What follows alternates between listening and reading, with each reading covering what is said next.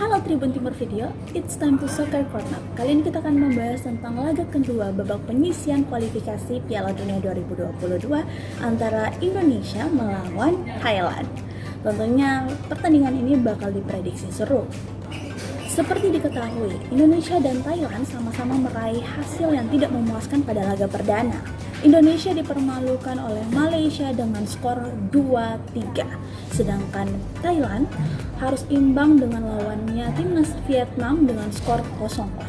Pelatih timnas Indonesia Simon McManamy harus khawatir dengan lini pertahanannya. Pertahanan timnas Indonesia keteteran saat melawan timnas Malaysia.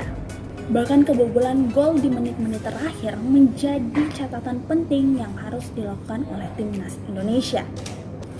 Sementara timnas Thailand harus bermasalah dengan lini pertahanan depannya saat melawan timnas Vietnam.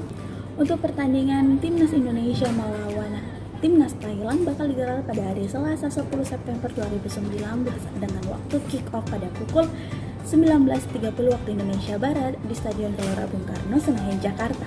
Pertandingan ini juga dapat disaksikan melalui streaming siaran Mola TV, juga siaran langsung di TVRI. Baik Indonesia maupun Thailand sama-sama wajib mendapatkan 3 poin. Terima kasih telah menyaksikan tayangan ini. Jangan lupa like, subscribe, dan share video ini di akun sosial media masing-masing. Sampai jumpa.